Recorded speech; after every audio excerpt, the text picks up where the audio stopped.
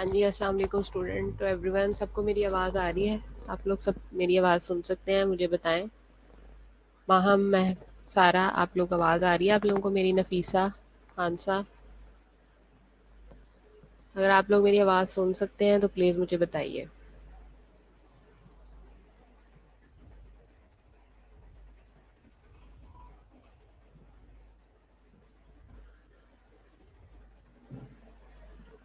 Okay, that's nice. हम लोग assessment पढ़ रहे थे एब्डोमेन, एनएस और रेक्टम की।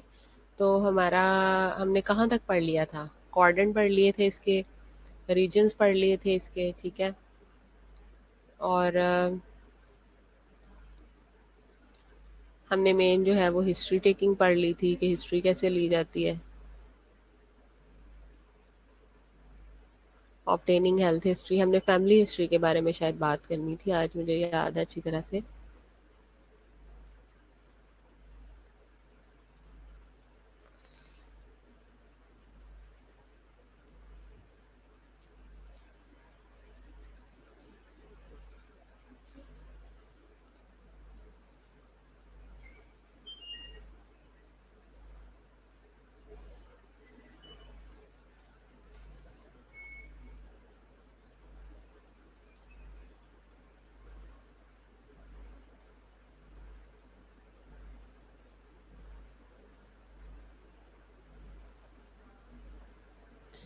मेरे ख्याल से ये अपने पढ़ना था अबाउट फैमिली हेल्थ के बारे में, कि फैमिली हेल्थ जो है वो कैसे इसमें जो है वो रोल प्ले करती है। Asking about family health. तो फैमिली हेल्थ में सबसे पहले हम जीआई डिसऑर्डर्स आ जाते हैं। जीआई डिसऑर्डर जो कि हेरिडिटी में मिलते हैं। पेशेंट से हमने पूछना है कि आपके वालिद को, आपकी वालदा को, या फैमिली में आपके कुछ अंकल, चचा, फैमिली में कुछ इस तरह से रन तो नहीं कर रही हेरिडिटी वाइज, ठीक है, जिनको जीआई डिसऑर्डर रहे हों। जैसे disorder with familial link include ulcerative colitis हो सकता है, जो आपकी कॉलोन है उसकी उसमें अल्सरेशन हो जाती है, उसको अल्सरेटिव कोलाइटिस बोलते हैं, ठीक है। कॉलोरेक्टल कैंसर आ जाता है, ठीक है, कॉलन और रेक्टल का मिक्स पार्ट का कैंसर आ जाता है। उसके बाद पेप्टिक अल्सर आ जाता है, ठीक है। उसके बाद आपका गैस्ट्रिक कैंसर आ जाता है, ठीक है। अल्कोहलिज्म आ जाता है और क्रॉन डिजीज़ आ जाती है, ठीक है। ये सारी की सारी चीज़ें आ जाती हैं। तो ये सारी की सारी वो चीज़ें हैं जो कि फैमिली हिस्ट्री रिलेटेड है। फिर हम हमसे ये क्वेश्चन करते हैं कि is there a history of any of the following disease और डिसऑर्डर इन योर फैमिली। मतलब आपकी फैमिली के अंदर तो इस किस्म की कोई डिजीज़ या कह लें कि डिसऑर्डर तो नहीं रन कर रहा, जिसमें कॉलन है, स्टमक है, पेंक्रियाटिक है, लिवर है, किडनी है, ब्लैडर कैंसर है, लिवर डिजीज़ है, गॉल ब्लैडर डिजीज़ है, किडनी डिजीज़ है।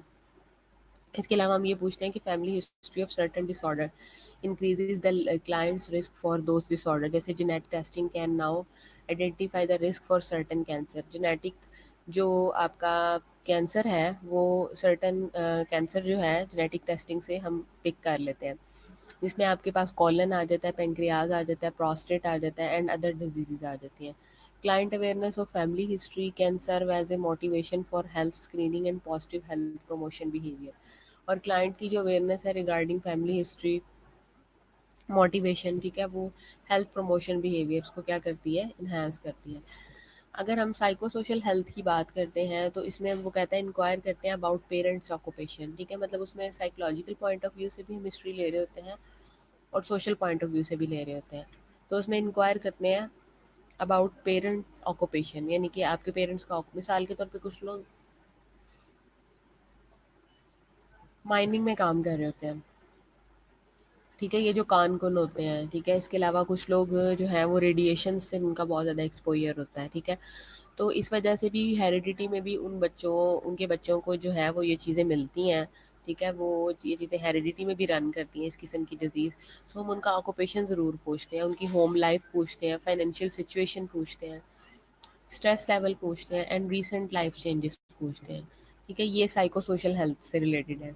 Be sure to ask about alcohol, caffeine and tobacco, ठीक है। मतलब ये चीज़ें बहुत ज़रूरी होती हैं क्योंकि ये बहुत से लोग इन इस तरह की एक्टिविटी में इन्वॉल्व होते हैं। तो ये तो आपने हर पेशेंट से मेक श्योर करना लाजमी है।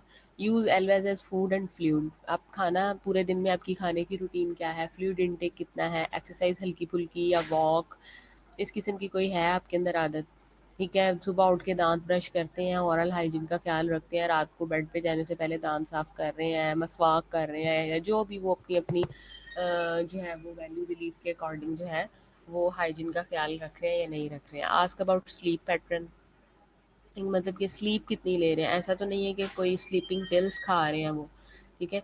सो ask about sleep pattern, how many hours of sleep does he felt he needs, ठीक है, कितने घंटे उसको अपनी सिचुएशन के अकॉर्डिंग जो है वो सोने की ज़रूरत है, ये देखते हैं, ठीक है। और ये सारी चीज़ें इसके अंदर आ जाती हैं। Lifestyle and health practices, do you drink alcohol, how much and how often, मतलब अगर आप अल्कोहल ले रहे हो तो कितनी दफ़ा और कितने टाइम में ले रहे हो। Alcohol ingestion can affect the gastrointestinal tract through immediate and long-term effects on such organs, such as stomach, pancreas, liver. Alcohol-related disorder include gastritis. ठीक है, उसके बाद ईसोफेजियल वायरसेस आ जाते हैं आपके पास, पैंक्रेटाइटिस आ जाते हैं और लिवर सिरोसिस आ जाते हैं। यानी कि अल्कोहल जो होती है, अल्कोहल इंजेक्शन जो होती है, वो गैस्ट्रोइंटेस्टाइनल ट्रैक जो होती है उसकी उसके थ्रू जो है वो सारी की सारी चीज़ों, आपकी जो मेन पैरेन्काइमा है उसको इफ़ेक्ट करती है। वट एवर वो पेंक्रियाज की है, वट एवर वो लिवर की है, वट एवर वो किसी भी ऑर्गन की है, उन चीज़ों को उसने इफ़ेक्ट करना ही करना है। और इवन लिवर में तो वो लिवर सिरोसिस भी करवा देती है। सेकंड क्वेश्चन जो आप लाइफस्टाइल से रिलेटेड उससे पूछेंगे, वो आप पूछेंगे कि what type of food and how much food do you typically consume each day, मतलब आप किस क्वालिटी का और पूरे दिन में कितना आप फूड जो है वो कंज्यूम करते हैं। How much non caffeinated food do you consume each day, और ऐसा फूड जो कि नॉन कैफिनेटेड है जिसमें कैफीन शामिल नहीं है, वो पूरे दिन में आप कितना कंज्यूम करते हैं, ये भी बड़ा इंपॉर्टेंट है। अब बाद लोग जो हैं आपके ये जो ब्रिटिशर हैं या फॉरेनर हैं, यही दिन में कह लें कि 6-6 कप अगर कॉफ़ीज़ के पी जाते हैं, अगर 6 कप यही कॉफ़ी के पीने हैं तो पूरे दिन में वो कैफिनेटेड ड्रिंक ही जो है वो 6 कप इनटेक कर रहे हैं। So this is very important कि आपने ये इनसे ज़रूर पूछना है कि आप पूरे दिन में 6 कप अगर कॉफ़ी के पी रहे हो तो मतलब आप कैफिनेटेड ड्रिंक जो है उसका इनटेक कर रहे हो, जो कि वाकई आपके लिए ख़तरनाक है। उसके बाद टी भी देखते हैं आप, चॉकलेट्स देखते हैं, सॉफ्ट ड्रिंक्स देखते हैं। सो कहता है a baseline dietary and fluid survey helps to determine nutritional and fluid adequacy and risk factors for the altered nutrition, constipation, diarrhea and disease such as cancer। और इस तरह से आप डाइटरी और जो फ्लूइड सर्वे करते हो उससे आपको पता है कि न्यूट्रिशनल और फ्लूइड एडिक्वेसी और रिस्क फैक्टर जो भी आए हैं वो किस वजह से आए हैं, अल्टर्ड न्यूट्रिशन पैटर्न जो है वो किस तरह से बना है। मतलब अगर अल्टर्ड न्यूट्रिशन पैटर्न होगा तो वो बंदा हेल्दी फूड नहीं ले रहा होगा। हेल्दी फूड से मुराद क्या है कि कैफिनेटेड ड्रिंक्स वो ले रहा होगा, ठीक है। उसको कॉन्स्टिपेशन रह रही होगी, डायरिया रह रहा होगा, डिजीज़ सच एज़ कैंसर आपने बात की, ये चीज़ें रह रही होंगी, ठीक है। उसके बाद नेक्स्ट आ जाता है आपके पास how much and how often do you exercise. अब आप पूरे दिन में कितनी एक्सरसाइज करते हो, describe your activities during the day. अब आपने अपनी एक्टिविटीज़ को डिस्क्राइब करना है। रेगुलर एक्सरसाइज जो है वो इन्हांस करती है आपकी पेरिस्टालसिस को एंड दस रेगुलर करती है आपकी बावल मूवमेंट्स को। बावल मूवमेंट्स को आपकी रेगुलर करती है। डेली जब आपको पेशेंट को स्टूल पास हो रहा है तो इसका मतलब कि उसकी इंटेस्टाइन, उसकी जो पेरिस्टाल्टिक मूवमेंट्स हैं वो नॉर्मल है।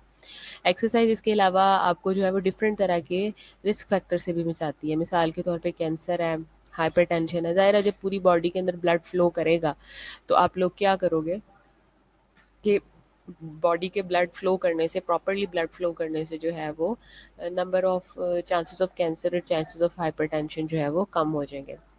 फिर आप पूछते हो what kind of stress do you have in your life, how does it effects your eating और एलिमिनेशन हैबिट्स, ठीक है। इसके अलावा कौन सी ऐसी चीज़ें हैं जो लाइफ में आपको स्ट्रेस देती हैं and how does it effect, और ये कैसे इफेक्ट करती है आपकी ईटिंग और आपकी एलिमिनेशन हैबिट्स को। Lifestyle and associated stress and psychological factors can effect the gastrointestinal function. ज़ाहिर सी बात है जिस बंदे को गैस्ट्रोइंटेस्टाइनल फंक्शन है उसने उसके जीआई फंक्शन को इफेक्ट करना ही करना है, ठीक है। क्यों? क्योंकि अगर वो स्ट्रेस लेगा, ठीक है, परेशान रहेगा, तो उसकी जो जितनी भी गैस्ट्रिक एसिड्स हैं, गैस्ट्रिक मोटिलिटीज़ हैं, वो इन्हांस हो जाएंगी, गैस्ट्रिक सिक्रीशन ज़्यादा होगी, उसकी टोन ज़्यादा हो जाएगी, उसकी मोटिलिटी ज़्यादा हो जाएगी। फिर वो कहता है if you have a gastrointestinal disorder how does it effects your lifestyle and how you feel about yourself, ठीक है। अगर गैस्ट्रोइंटेस्टाइनल डिसऑर्डर आपका परसिस्ट करता है तो आपका लाइफस्टाइल कितना इफेक्ट करता है, ठीक है, आप क्या फील करते हो। तो सर्टेन गैस्ट्रोइंटेस्टाइनल डिसऑर्डर हैं जो कि इफ़ेक्ट करते हैं आपके वेट लॉस को, और उसकी ट्रीटमेंट सिर्फ और सिर्फ समटाइम सर्जरी होती है या मेडिसिन होती है, ठीक है, जो कि क्या प्रोड्यूस कर देती हैं आपके एनाटॉमिक इफेक्ट को और साइकोलॉजिकल इफेक्ट देती हैं, ठीक है, फिजियोलॉजिकल इफेक्ट, और क्लाइंट की perception, body image, social interaction, intimacy and life goals and expectation वो चेंज हो जाती है। मिसाल के तौर पे अगर एक बंदा फूडी है बहुत ज़्यादा, अपने फ्रेंड सर्कल में बैठ के उसने बहुत ज़्यादा अच्छे अच्छे खाने खाने हैं, या एवरी वीकेंड एवरी मंथ उसकी हैबिट बनी हुई है स्पाइसी खाने खाने की, बाहर जाने की, तो अगर उसको इस किस्म का कोई मसला होगा, गैस्ट्रो इंटेस्टाइनल लाइक डिसऑर्डर होगा, तो ऑब्वियसली उसकी इंटीमेसी अपनी फ्रेंड सर्कल में कम हो जाएगी, उसका सोशल इंटरेक्शन कम हो जाएगा, ठीक है, और वो उस तरह से खुल के जो है वो अपनी लाइफ को एंजॉय नहीं कर पाएगा, उन खानों को एंजॉय नहीं कर पाएगा, वेट लॉस में चला जाएगा, और ओवरऑल उसकी जो लाइफ की गोल्स और एक्सपेक्टेशंस हैं वो कम हो जाएगी, और उसकी अपनी जो इमेज है, सेल्फ इमेज है, वो भी कह लें कॉम्प्रोमाइज़ होना शुरू हो जाएगा। असेसमेंट में अगर हम बात करें तो कहता है with abdominal assessment you inspect first then auscultate percuss and palpate. ये याद रखें, ये इतना अहम सवाल है कि मैं आपको बता नहीं सकती, और हर साल पूछा जाता है, और हर असेसमेंट के बच्चे को ये पैटर्न आना चाहिए कि जब भी आपने एब्डोमिनल असेसमेंट करनी है, एब्डोमेन की असेसमेंट करनी है, तो सबसे पहले आपने इंस्पेक्ट करना है, ठीक है, यानी आंखों से देखना, ऑब्जर्व करना, इंस्पेक्शन करना, ये पहला स्टेप होता है। दूसरा स्टेप फौरी तौर पे ऑस्कल्टेशन होता है जो आप स्टेथोस्कोप से करते हैं, फिर परकशन होता है, और फिर पैल्पेशन होता है। मैंने आपको शायद पहले भी समझाया था कि अगर हम फॉरन इंस्पेक्शन के बाद परकशन करते हैं या पैल्पेशन करते हैं, परकशन और पैल्पेशन आपको पता है ना, डोमिनेंट फिंगर और नॉन डोमिनेंट फिंगर से, प्लेक्सर और प्लेक्सीमीटर जिसको बोलते हैं, उससे करते हैं। अगर हम ये करेंगे तो हमारे पेट में होती हैं डिफरेंट तरह की गैसेस, डिफरेंट तरह के फ्लूइड्स, और अगर हम उनको उंगली से टैप करना शुरू कर देंगे तो वो सारी की सारी जो बावल मोमेंट्स हैं वो चेंज हो जाएंगी। इस मजबूरी के मद्देनज़र हम जो इंस्पेक्शन के बाद फौरी स्टेप करते हैं वो हम ऑस्कल्टेशन करते हैं। आपने ये बहुत ज़्यादा इंपॉर्टेंट है, ये सवाल हर दफ़ा रिपीट होता है। फर्स्ट आपने इंस्पेक्शन करनी है, फिर ऑस्कल्टेशन करनी है, फिर परकशन और palpation, and this pattern is only for abdominal assessment, abdomen के असेसमेंट के लिए। हर बच्चा गौर से सुन ले, और मैंने ये पूछना है, और जिसको ना आया वाइवे में फिर वो अपना जिम्मेदार खुद होगा।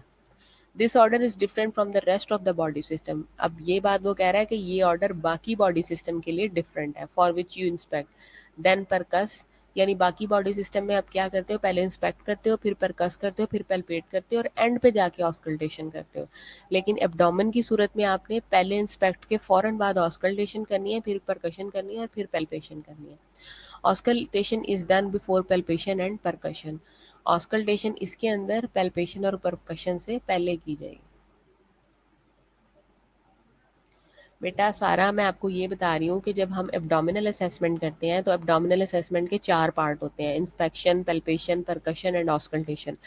लेकिन इनका जो ऑर्डर है ना वो एब्डोमिनल असेसमेंट के टाइम पे चेंज हो जाता है, यानी इंस्पेक्शन के फ़ौरन बाद हम ऑस्कल्टेशन करते हैं, फिर परकशन करते हैं, और फिर पैल्पेशन करते हैं। लेकिन बाकी ऑर्गन्स जो हैं, बाकी जो बॉडी के सिस्टम हैं, उनके लिए ये पैटर्न डिफरेंट है।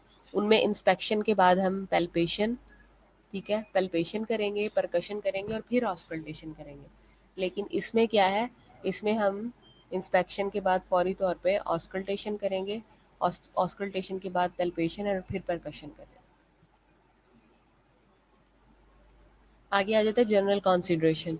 जनरल कंसिडरेशन में यही है कि आपने उसको प्राइवेसी प्रोवाइड करनी है, गुड लाइट होनी चाहिए, अप्रोप्रिएट टेम्परेचर होना चाहिए रूम का, ठीक है, और आपने उसके एब्डोमेन को एक्सपोज करवाना है। क्यों एक्सपोज करवाना है आपने उसके एब्डोमेन को, आपने उसके एब्डोमेन को क्यों एक्सपोज करवाना है, क्योंकि आपने वहाँ, क्योंकि आपने उस पार्ट की असेसमेंट करनी है, ड्रैपिंग करनी है, इसलिए आप क्या करोगे, आप एब्डोमेन को एक्सपोज करवाओगे, ठीक है। और दूसरा ये कि जब आपने एब्डोमेन की असेसमेंट करवानी है तो आपका ब्लैडर जो है वो एम्प्टी होना चाहिए। अगर आपका ब्लैडर एम्प्टी नहीं होगा तो क्या होगा, पेशेंट को बार बार पेन होगा जब आप थोड़ा सा भी प्रेशर अप्लाई करोगे, या वो यूरिनेट करने की उसको अर्ज होगी। लिहाजा आपने पेशेंट का ब्लैडर एम्प्टी करवा के एब्डोमेन की असेसमेंट करवानी है। फिर आपने पेशेंट को कहना है कि वो सुपाइन पोजीशन में लेट जाए। सुपाइन पोजीशन कौन सी होती है, बिल्कुल सीधी, यानी कि फेस फेस जो है वो आपका ऊपर आसमान की तरफ हो, ठीक है, यानी कि छत की तरफ होना चाहिए, फेसिंग स्ट्रेट। उसके बाद arms, body, side and head on pillow, ठीक है, आर्म्स आपके जो है वो दोनों साइडों पे होने चाहिए बिस्तर की, और हेड जो है वो आपका पिलो पे होना चाहिए विद नीज स्लाइटली बेंट, और नीज हल्की सी बेंट हो और ऑन अ पिलो, ठीक है, या पिलो पर हो। उसके बाद वार्म करना है आपने स्टेथोस्कोप को एंड हैंड्स को। अब सम टाइम ये होता है कि सख्त सर्दी है, तो सख्त सर्दी में अगर आप क्या करते हो, सख्त सर्दी में आप जाके जो है वो ऐसे ही स्टेथोस्कोप लगा देते हो, तो ये भी गलत बात है ना, ये भी ठीक बात नहीं है। लिहाजा आपने थोड़ा सा आर्म्स को जो है वो स्टेथोस्कोप को जो है वो गर्म कर लेना है, और हैंड्स को भी गर्म कर लेना है। इसके अलावा आपने जो जितने भी पेनफुल एरियाज हैं उनको सबसे लास्ट पे इंस्पेक्ट करना है। पेनफुल एरियाज को आप हमेशा लास्ट पे इंस्पेक्ट करें।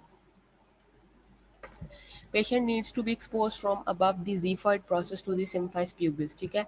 ज़ीफॉइड प्रोसेस आपका कौन सा होता है, बिल्कुल आपके स्टमक के मुंह के ऊपर, ठीक है, वो ज़ीफॉइड प्रोसेस है। तो patient needs to be expose from above the xiphoid process. Xiphoid process से towards symphysis pubis. Symphysis pubis कौन सा होता है आपका, जो आपकी प्यूबिक बोन होती है उससे थोड़ा ऊपर सिम्फाइसिस प्यूबिस होता है।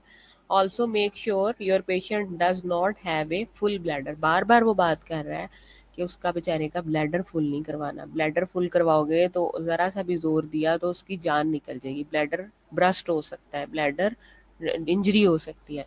तो प्लीज़ मेक श्योर उससे बार बार पूछें कि आपको यूरिनेट तो नहीं करना, आपको ज़रा सी भी अर्ज तो नहीं है। उसका फुल उसको एम्प्टी करवा के फिर आप उसको लेके आए अपने पास। Place patient in a supine position. Patient को जो है वो सुपाइन पोजीशन में लिटाएं। Pillow under the head and knees, ठीक है, और पिलो रखें अपने हेड और नीज के नीचे, ठीक है। Helps to relax abdominal muscles, और अपने एब्डोमिनल मसल्स को जो है वो रिलैक्स करने की कोशिश करें, मतलब जो उसके एब्डोमिनल मसल है उसको रिलैक्स करने की कोशिश करें। Have patient point out any areas of pain और टेंडरनेस, ठीक है। उसके बाद पेशेंट को देखें कि उसके डिफरेंट एरियाज के ऊपर कोई पेन या टेंडरनेस वगैरह तो नहीं है। फिर एग्जामिन करें उसके, एग्जामिन दीज लास्ट, ठीक है, फिर उनको एग्जामिन करें लास्ट में दोबारा से। During exam continue to monitor your patient's facial expression for pain and discomfort, ठीक है। और एग्जामिनेशन के दौरान कॉन्टीन्यूसली जो है वो मॉनिटर करें पेशेंट के फेशियल एक्सप्रेशन को, पेन के लिए और डिस्कम्फर्ट के लिए। फिर यूज़ करें आप inspection, auscultation, percussion and palpation to perform the exam. और फिर अपनी वही की सारी टेक्निक यूज़ करें जिसमें ऑस्कल्टेशन है, परकशन है, पल्पेशन है, और आपने वो सारा का सारा एग्जामिनेशन फिर से करना है। ऑलवेज ऑस्कल्टेट बिफोर परकसिंग और पेल्पेटिंग, ठीक है। हमेशा याद रखें कि पहले ऑस्कल्टेट करना है परकशन या पल्पेशन से पहले, बिकॉज पल्पेशन और परकशन कॉज मूवमेंट और स्टिमुलेशन फॉर द बावल, ठीक है। वही बात आ गई कि जब हम परकशन करेंगे या पल्पेशन करेंगे तो हमारी बावल मूवमेंट स्टिमुलेट हो जाएंगी, डिस्टर्ब हो जाएंगी, ठीक है, which can increase bowel motility, जिससे आपकी वो जो गुड़ गुड़ की आवाज़ें सम टाइम आपको पेट में से आ रही होती हैं वो बावल साउंड्स होती हैं आपकी, ठीक है। अगर उनको आप पहले ही उंगलियों से छेड़छाड़ कर दोगे पेशेंट के पेट के ऊपर तो वो क्या होगा कि वो आपकी ऑस्कल्टेशन जो है वो सही नहीं होगी। लिहाजा आपने रेस्टिंग पोजीशन में पहले उसकी सारी की सारी बावल साउंड सुननी है उनको छेड़ने से पहले, ठीक है। Which can increase bowel motility and does heighten bowel sounds creating false result. और फिर क्या होगा कि फॉल्स रिजल्ट आना शुरू होंगे। फॉल्स रिजल्ट किस वजह से आना शुरू हो जाएंगे, फॉल्स रिजल्ट इसी वजह से आना शुरू हो जाएंगे कि आपको जो है वो क्या कहते हैं, फॉल्स रिजल्ट, ज़ाहिर सी बात है जब आपकी ये चीज़ें बढ़ जाएंगी, ये चीज़ें ज़्यादा हो जाएंगी तो फॉल्स रिजल्ट आपको आना शुरू हो जाएंगे। अच्छा मुझे आप ये बताएं कि अब सारे बच्चे मुझे बताएं कि what is the pattern of abdominal assessment. अभी मैंने इतना इस पर जोर दिया है, मुझे असेसमेंट की जो टेक्निक्स हैं उनकी उनका ऑर्डर बताएं, किस ऑर्डर में हम एब्डोमेन की असेसमेंट करेंगे। जो मुझे मैसेज करेगा ना उसकी मैं अटेंडेंस लगाऊंगी। आपके पास जो है वो 5 मिनट है, मुझे हर बच्चा मैसेज करके बताया कि एब्डोमिनल असेसमेंट की पैटर्न क्या है, जल्दी से, अभी मैंने बताया उसी की मैं अटेंडेंस लगाती जाऊंगी देख देख के।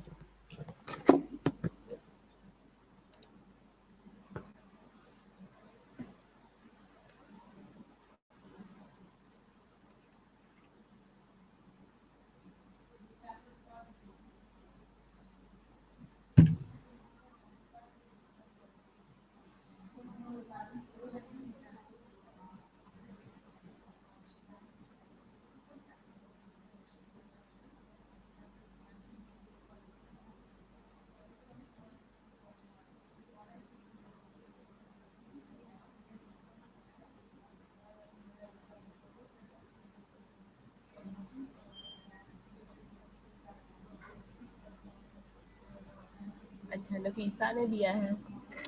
नफीसा ने, जेनिफर ने सही बताया है और हदीका ने। एक मिनट मैं देखूँ। नफीसा,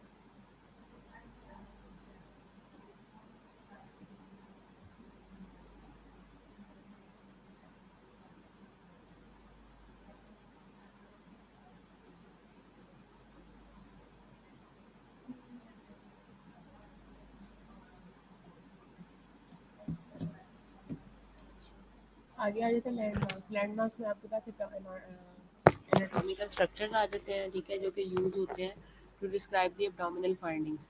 लैंडमार्क्स में आपका ज़ीफॉइड प्रोसेस आ जाता है, स्टर्नम आ जाता है, कोस्टल मार्जिन आ जाता है, मिड लाइन आ जाती है, down the centre of the abdomen umbilicus आ जाता है, anterior superior iliac spine, inguinal ligament आ जाते हैं, superior margin of the pubic bone. Superior margin आ जाती है आपकी प्यूबिक बोन की।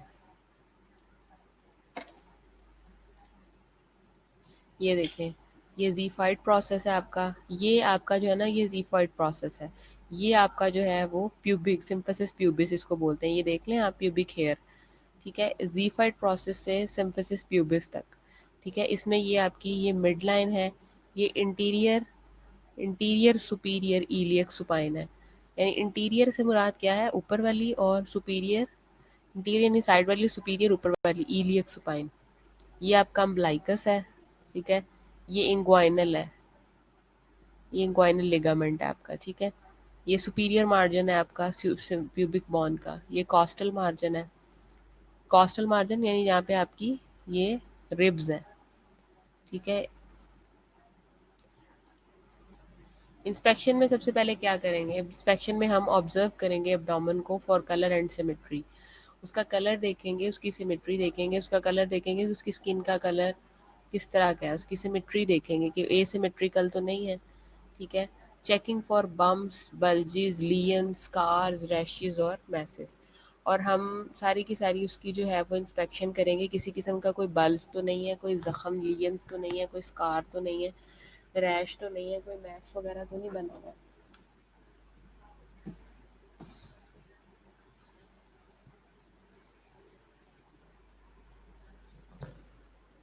इन चीज़ों को देखेंगे, ठीक है। उसके बाद बल्ज जो होता है वो इंडिकेट करता है डिस्टेंशन या hernia.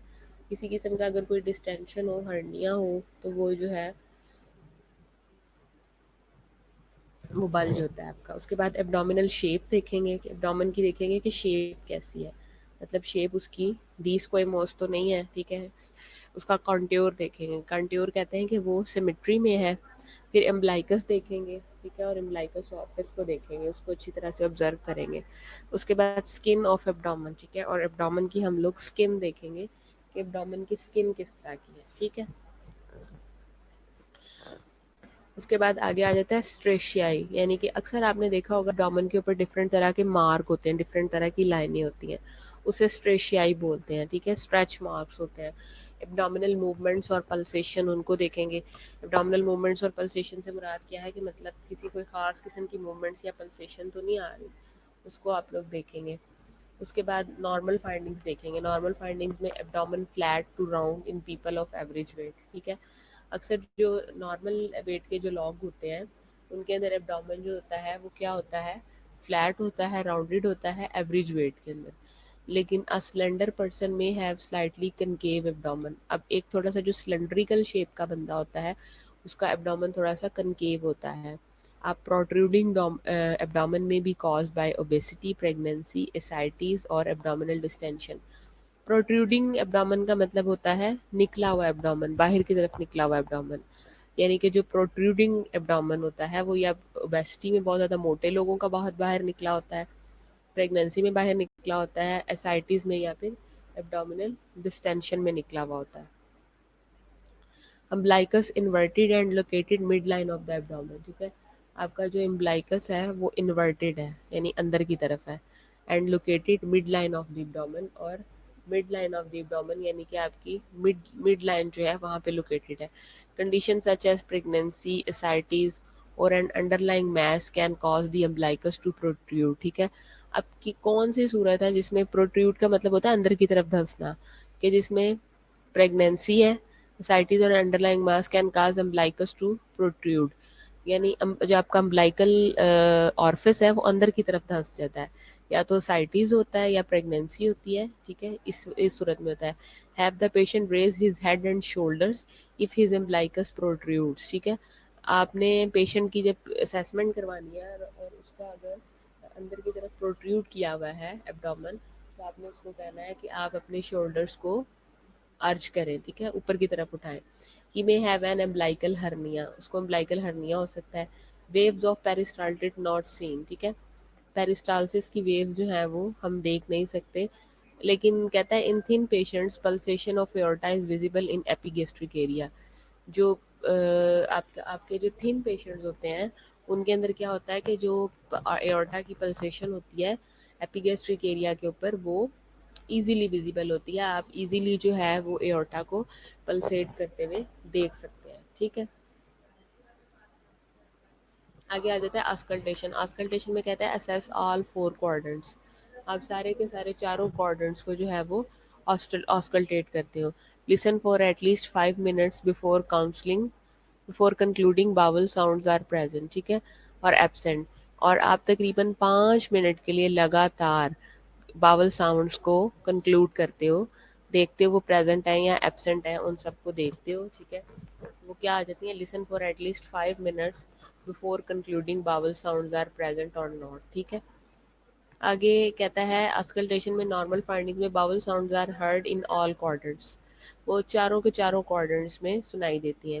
Usually sounds are high pitched, अगर तो साउंड जो है वो हाई पिच्ड होंगी। अगर 5 to 15 टाइम्स पर मिनट, 5 to 15 टाइम्स पर मिनट अगर आपको सुनाई दे रही हैं, ठीक है। उसके अलावा बॉर्बी बॉर्बोगाइमस और स्टमक ग्राउलिंग, ठीक है, ये सारी की सारी स्टमक की साउंड है। Is the loud gurgling splashing bowel sounds heard over the large intestine as gas passes through it, ठीक है। जो आपकी बॉर्ब्राइगमस है और स्टमक ग्राउलिंग है वो हमेशा आपकी लार्ज इंटेस्टाइन पे सुनाई देती हैं। उसकी रीज़न क्या होती है लार्ज इंटेस्टाइन पे सुनाई देने की? लार्ज इंटेस्टाइन पे सुनाई देने की वजह ये होती है कि वहाँ पे गैसेस बहुत ज़्यादा होती है, गर्गलिंग बहुत ज़्यादा होती है, ठीक है। तो वहाँ पे इस किस्म की ओवर नाउसी जो साउंड्स हैं वो इजीली सुनाई देती हैं। एबनॉर्मल फाइंडिंग्स अगर हो आएंगी आपकी ऑस्कल्टेशन पे, जब आप स्टेथोस्कोप लगा के सुन रहे हैं, तो उसमें एब्सेंट या तो बिल्कुल नहीं होगी, या हाइपो एक्टिव, या कम होंगी, या फिर बहुत ज़्यादा होंगी बावल साउंड्स।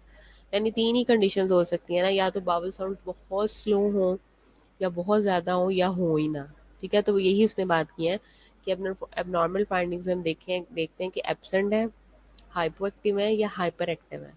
पैथोफिजियोलॉजिकल इंडिकेशंस मतलब अगर आपकी फिजियोलॉजी के अंदर किसी भी किस्म की गड़बड़ चल रही है, कोई पैथोलॉजी आ रही है, तो क्या क्या हो सकती हैं? नंबर वन कहता है absent and hypoactive bowel sounds may indicate decrease motility and possible obstruction. अगर बावल साउंड स्लो हो गई हैं तो वो क्या शो करती हैं? वो ये शो करती हैं कि आपकी मोटेलिटी जो है, गट मोटेलिटी जो है वो डिक्रीज हो गई है, कम हो गई है, और किसी किस्म की पॉसिबल ऑब्स्ट्रक्शन शो हो रही है, ठीक है। उसके बाद hyper active bowel sounds indicate increase motility, ठीक है। और अगर यही साउंड्स जो है वो ज़्यादा हो गई हैं तो हम कहते हैं कि जो आपकी मोटेलिटी है वो ज़्यादा हो गई है, ठीक है। और पॉसिबली डायरिया और गैस्ट्रोएंटराइटिस के लिए हम जो है वो रिपोर्ट करते हैं कि पेशेंट डायरिया के साथ भी रिपोर्ट हो सकता है और गैस्ट्रोएंटराइटिस के साथ भी रिपोर्ट हो सकता है। ये देखें, ये एओर्टा है जहाँ पे ज़ीफर्ड प्रोसेस के ऊपर आप एओर्टिक पल्सेशन देखते हैं। ये रीनल आर्टरी है आपकी, ठीक है। उसके बाद ये आपकी इलियक आर्टरी है और ये फेमोरल आर्टरी है। इलियक फोसा ये इस साइड पे कहते हैं, ये इलियक फोसा होता है। इलियक आर्टरी है, ये फेमोरल आर्टरी है, ठीक है। ये रीनल आर्टरी है आपकी। एब्डोमिनल ब्रूट, ये ब्रूट का मतलब ये है कि जो मेन आर्टरीज कहाँ कहाँ पे आपके एब्डोमेन के अंदर लोकेटेड है। ये हमें पता है कि हमें इसके बारे इसके 4 क्वाड्रेंट एंड 9 रीजन्स हैं, ये आपने एज इट इज़ याद करना है।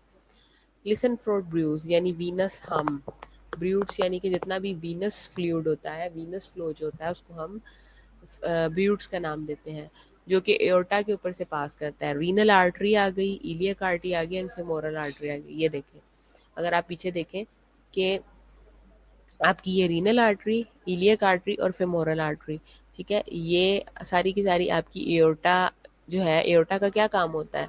एओर्टा का ये काम होता है ना, सारे हार्ट को ब्लड प्रोवाइड करना, ठीक है। और हार्ट से जो है वो सारा का सारा ब्लड जो है वो दोबारा से आपका बॉडी के अंदर आता है। तो ये जो वेन्स हैं जो इसके नीचे से गुजर रही हैं, उनकी पल यानी कि इसकी पल्सेशन से आपको ये आर्टरी की पल्सेशन भी तेज़ हो जाएगी, क्योंकि इसके नीचे से अंडर पास कर रही होती है, जो इससे आगे से इससे जो कनेक्शंस निकलते हैं, ठीक है। तो इन कनेक्शंस के मद्देनज़र जो है वो हम ये कहते हैं कि ये क्या है, हमें वीनस हम सुनाई देता है ओवर एओर्टा। इसमें रीनल आर्टरी है, इलियक आर्टरी और फेमोरल आर्टरी है। लिसन फॉर फ्रिक्शन रब ओवर लिवर एंड स्प्लीन, ठीक है। और हम क्या देखते हैं, हम फ्रिक्शन रब को देखते हैं over spleen, over liver and spleen. ये देखें परकशन, डायरेक्ट और इनडायरेक्ट परकशन। नेक्स्ट हमारा जो है वो है परकशन। परकशन ये देखें हम दो हाथों से करते हैं, डोमिनेंट हैंड की फिंगर और नॉन डोमिनेंट हैंड की फिंगर, जिसको हम प्लेक्सर और प्लेक्सीमीटर का नाम देते हैं। अब मुझे ये बताएं प्लेक्सर क्या होता है और प्लेक्सीमीटर कौन सा होता है, सारे बताएं मुझे, फिर अटेंडेंस लगेगी बाकियों की भी। जल्दी से बताएं what is the difference between plexor and pleximeter. जल्दी से, केजिया, मारिया, समर, जैनब, कुरतुलैन सो गए हो क्या? What is the difference between plexor and pleximeter? Hurry up.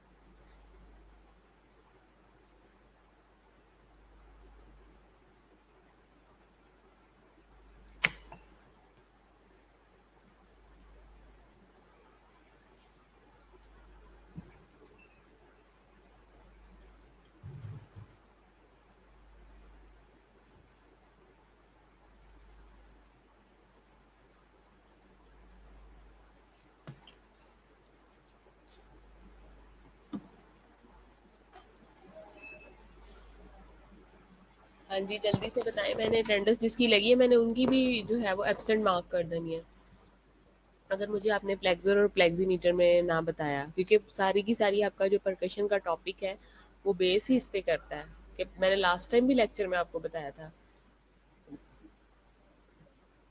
कि प्लेक्सर किसको बोलते हैं और प्लेक्सीमीटर किसको बोलते हैं। हाँ जी बताएं सना। यस मैम, क्या मतलब? What is the plexor and what is the प्लेक्सीमीटर?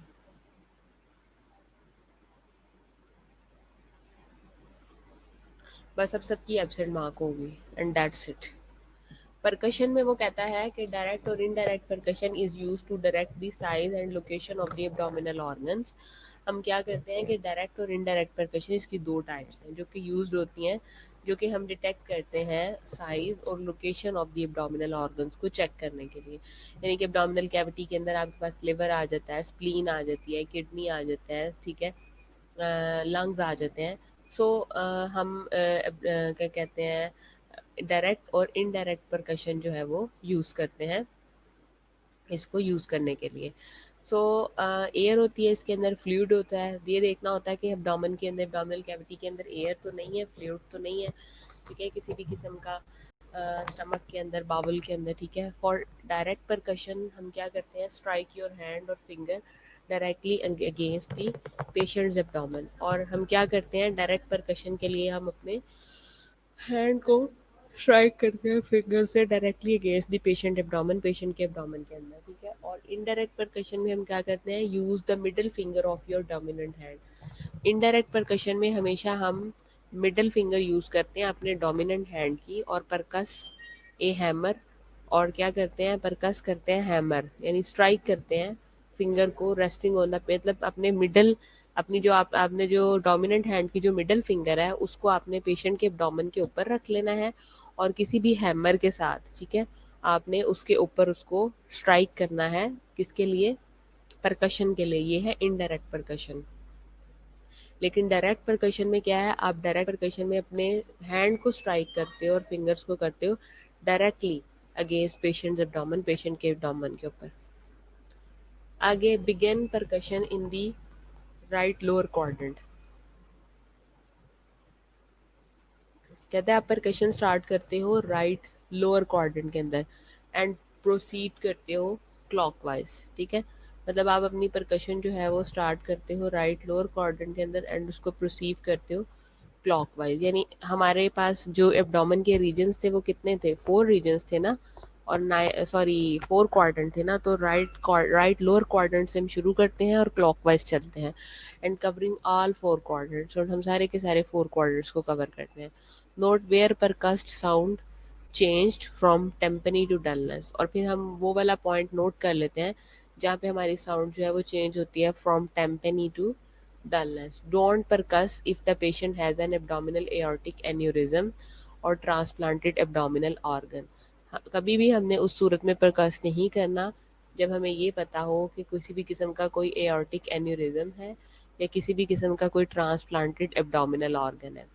Doing so can precipitate A rupture और ऑर्गन रिजेक्शन, और इस तरह करने से क्या हो सकता है, हम जो है वो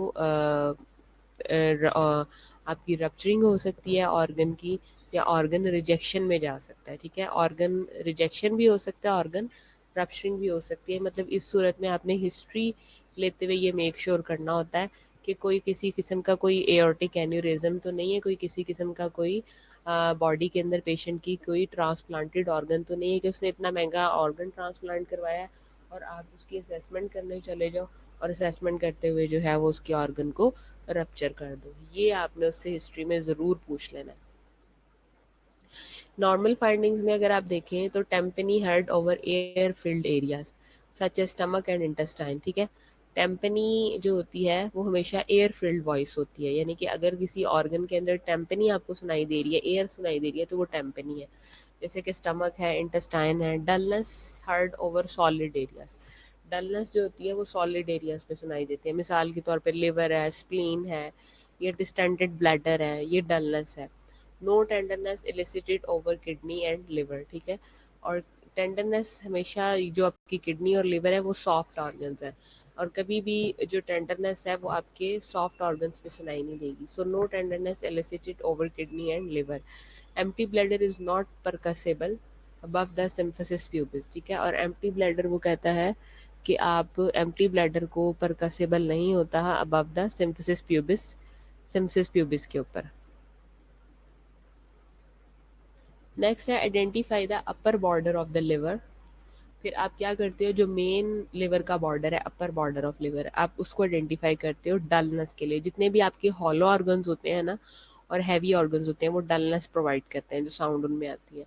सो आप डलनेस साउंड अगर आपको आ रही है तो इट मीन्स कि वो अपर बॉर्डर है लिवर का, in mid clavicular line by lightly percussing, by lightly percussing from lung response. ठीक है, from lung response.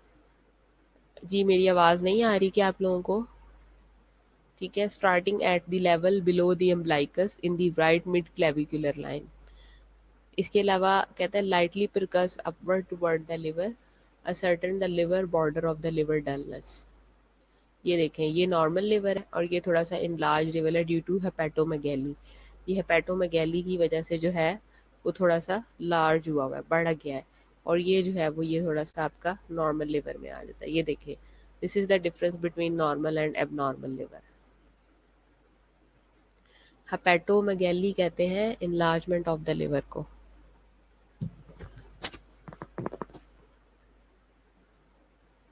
Next findings, liver span देखते हैं। Liver span commonly clinically underestimated. ठीक है, हम उसको commonly clinically point of view से underestimate करते हैं। मिड क्लेविकुलर लाइन जो है normally 6 to 12 centimetre and mid sternal line normally 4 to 8 centimetre. मतलब क्लेविकल की साइड की जो लाइन है वो 6 to 12 सेंटीमीटर होगी और जो मिड स्टर्नल लाइन है वो 4 to 8 सेंटीमीटर होगी। ठीक है, आगे परकसिंग द स्प्लीन, ये स्प्लीन देख रहे हैं बिल्कुल ही, अगर ये नॉर्मल स्प्लीन है जो आपको यहाँ नज़र आ रही है और ये स्प्लीनोमेगैली है, बड़ा हुआ है। The spleen is located at about the level of the 10th rib, यानी कि जो आपकी 10th रिब है उस लेवल पे होती है, इन द लेफ्ट साइड पे, और वो भी mid axillary line, mid axillary line पे। ठीक है, एक्सिला आपका कौन सा होता है, जो साइड से आपकी एक्सिलरी लाइन आ रही होती है, लेकिन मिड एक्सिलरी लाइन पे होती है और लेफ्ट साइड पे स्प्लीन होती है। ठीक है, percussion may produce a small area of dullness percussion जब हम प्रोड्यूस करेंगे तो वो small area of dullness, hollow organ है, जनरली 7 यानी 17.8 सेंटीमीटर और लेस इन एडल्ट्स। तकरीबन इसका जो स्पैन होता है वो 17.8 सेंटीमीटर होता है और लेस इन एडल्ट, ठीक है। However, the spleen usually can't be percussed because tympani from the colon masks the dullness of the spleen, ठीक है। बाजुकात कहता है कि स्प्लीन नहीं भी सुनाई देती, उसकी रीज़न ये होती है कि जो आपको टेम्पनी होती है, एयरफिल्ड साउंड होती है ना, और कॉलन के ऊपर ज़्यादातर जो है वो एयरफिल्ड साउंड होती है, और कॉलर आपको पता है कि होती भी लेफ्ट साइड के ऊपर है। तो उधर से जो गैशियस मटेरियल या फिर ये इस तरह की जो आवाज़ें आ रही होती हैं, गैसेस प्रोड्यूसिंग साउंड्स जो आ रही होती हैं लार्ज इंटेस्टाइन से, वो क्या करती हैं कि वो डल उसकी टेम्पनी को जो कॉलोन की होती है वो डलनेस में प्रोवाइड कर देती हैं स्प्लीन की। तो यही वजह होती है कि परकशन करना थोड़ा सा स्प्लीन की मुश्किल हो जाता है। Percuss the lower intercostal space in the left anterior axillary line, ठीक है। और आप क्या करते हो, आप परकस करते हो लोएस्ट इंटरकॉस्टल स्पेस पे, लेफ्ट इंटीरियर ऑक्सिलरी लाइन पे। Percussion note should be tympanic, और परकशन नोट जो होते हैं वो टेम्पैनिक होते हैं। Ask the patient to take a deep breath then percuss this area again, फिर आप पेशेंट को कहते हो कि डीप ब्रीथ करो और फिर इस एरिया को दोबारा से परकस करते हो। If the spleen is normal in size the area will remain tympanic, अगर तो स्प्लीन जो है वो नॉर्मल साइज की है तो जो कॉलोन से आपको एयर फील्ड वॉइस आ रही होती है जिसे टेम्पनी कहते हैं वही सुनाई देगी। If the tympanic percussion note changes on inspiration to dullness, ठीक है, और अगर टिम्पैनिक परकशन जो है वो चेंज हो रही है डलनेस में तो the spleen is probably in large, क्योंकि हमें पता है कि जो डलनेस साउंड है वो हमेशा हॉलो हैवी ऑर्गन्स पे आती हैं, ठीक है। तो अगर हमारी ये जो टिम्पैनिक परकशन है वो चेंज हो जाती है डलनेस के अंदर, तो इट मीन्स कि स्प्लीन जो है वो लार्ज हो गई है। To estimate spleen size, outline the spleen's edges by percussing in several directions from areas of tympany to area of dullness, और स्प्लीन के साइज को आइडेंटिफाई करने के लिए हम उसके एजेस से उसको पकड़ते हैं और सेवरल डायरेक्शन में उसको मूव करते हैं, और उसकी वॉइस को हम टेम्पनी से डलनेस की तरफ लेके जाते हैं, ठीक है। आगे किडनी का जो है वो मैं नेक्स्ट करूँगी। अच्छा, नेक्स्ट क्लास मेरा आपके साथ ही लेक्चर है अभी 2 से 3 बजे, ठीक है। आपने 2 बजे से अपने ऑनलाइन आ जाना है। 2 से 3 में जो है ये perform blunt percussion on kidney, हम किडनी से ऑनलाइन आगे स्टार्ट करेंगे, ठीक है। Please come online at 2 PM। अभी के लिए मुझे आप अटेंडेंस दे दें सब लोग, और किसी किस्म की कोई कन्फ्यूजन है इसके लेक्चर में, अब तक के लेक्चर में, तो आप मुझसे सवाल कर सकते हैं। Thank you so much.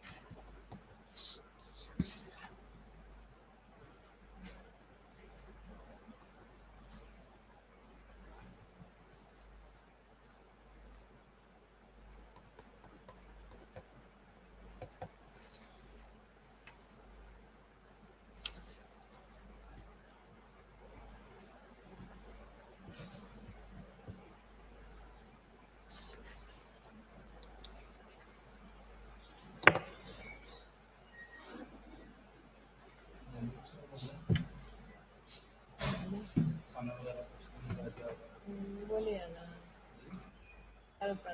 मोटी होती है, मोटी बड़ा पैसे मैं अभी दे दूँ हमारी क्या ले आना फिर सर्टिफिकेट के साथ आमिर बात सुनो वो नहीं होती मोटी दाल और नींबू सेवइयाँ और दाल मिक्स मिलती है वो नहीं नहीं नहीं एक खुली भी मिलती है सेवइयाँ सेवइयाँ नहीं होती लंबी लंबी सेवइयाँ जिसको जो खट्टा और मसाला डाल के देता है सरपंच हाँ जैसे बल्ले बल्ले दाल का मैं तो देता है वो नहीं पैसे भी नहीं दूँ है यार मैं देती हूँ मैं देती हूँ लेके जाए मेरे से बटे की सुनाओ